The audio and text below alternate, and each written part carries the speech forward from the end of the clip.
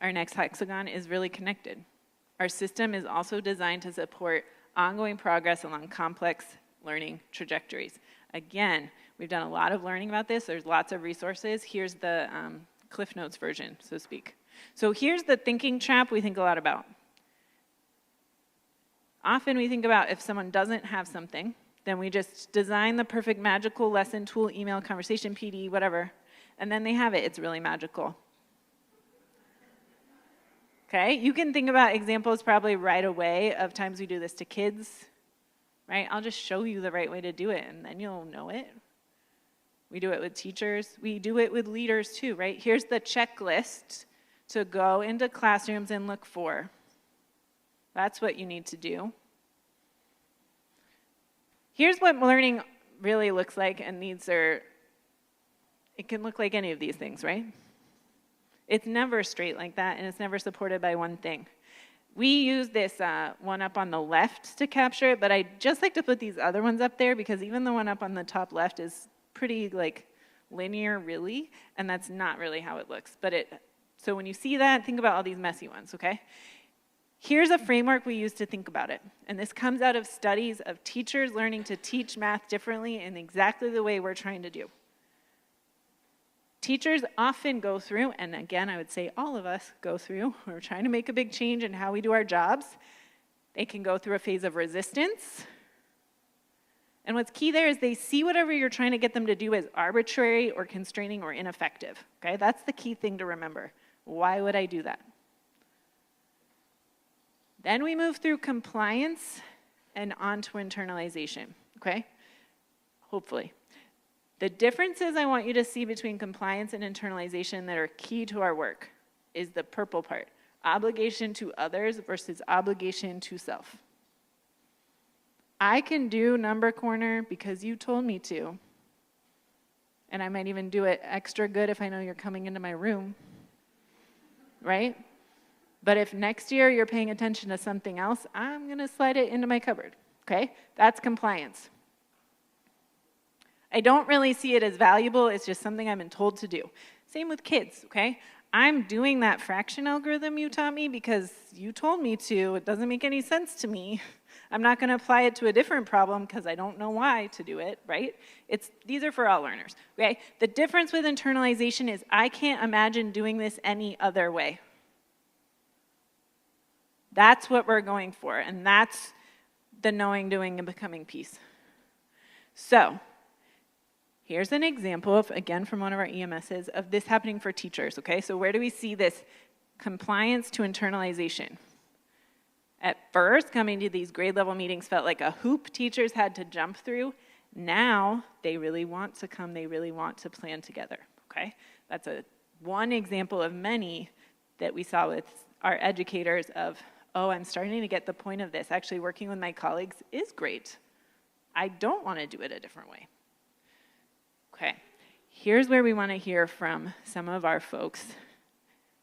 Let's put some stories into the room about kids, teachers, or leaders and their learning trajectories over the last year.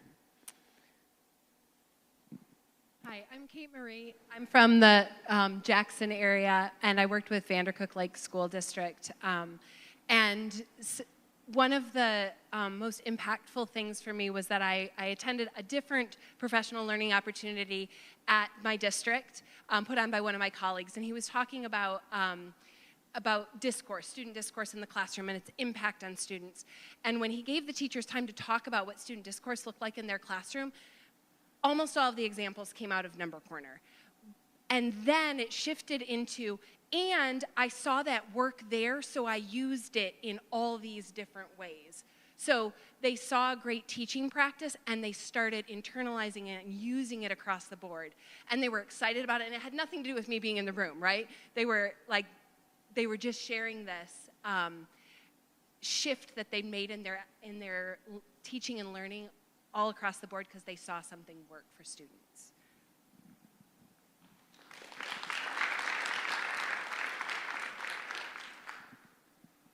Hi, I'm Christy Curry, and I work with Central Montcalm Public Schools, the Montcalm area ISD.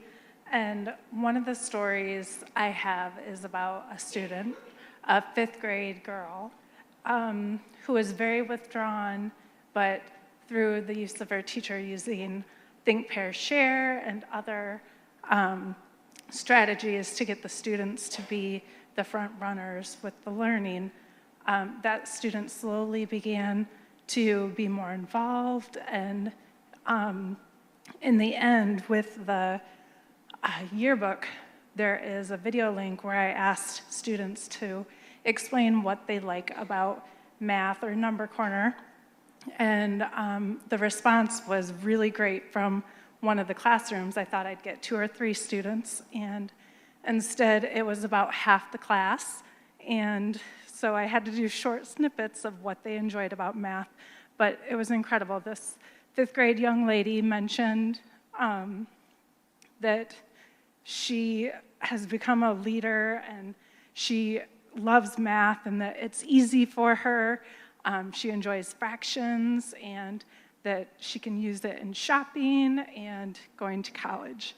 And so seeing that shift in being resistant to now she is a mathematician was wonderful.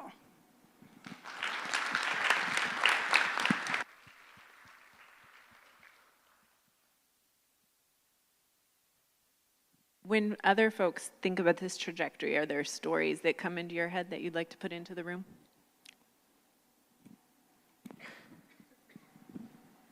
Hi, I'm Emily Graham. I'm the district lead in Taylor School District in Wayne County.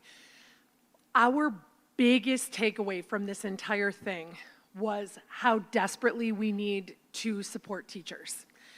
One of the teachers that was actually involved in one of the classrooms where we were actively going in, I'm a central office administrator, so it's already, tensions are high. I mean, no matter how cool I am, like, hey, what a casual visit today, like they understand why we're coming in there. This teacher was so stressed and challenged by this flip in teaching math. Like, we kept talking about how, boy, this isn't Addison Wesley math anymore, is it? You know, there's not the explanation on the left and the practice on the right. And she had so much trouble that she almost took a leave of absence until we came in and then kind of, as the administration tried to surface what were some of the issues. It wasn't just us coming in, it was she didn't feel confident in her classroom management. So she wasn't able to have the kids confidently at the carpet, which then messed with her sense of efficacy, which then. And every time that we would have our district level meeting, we would come back and say, the children are very, very, very ready to be mathematicians and to do math differently. They want to have fun. They want to be engaged. It's not that the teachers don't want that for themselves. It's that we as the district leaders have to help them switch their thinking. It's not just reading the teacher's manual anymore. And when they're drawing from their own personal schema from when they were mathematicians in school, none of that makes sense anymore, and they are lost. And these are teachers that have been teaching for 20 plus years. And it's like, if we don't start doing this differently and responding to how the teachers are also learners, people are just going to be leaving the profession in a profession where we desperately need people to dig in and stay.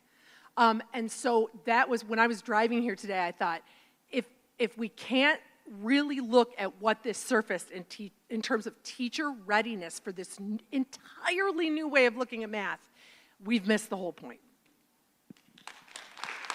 She's not there.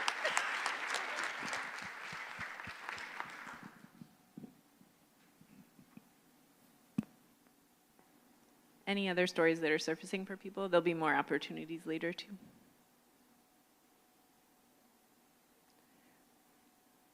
Okay, what I want to highlight about the stories we just heard is that these tools help us push away from that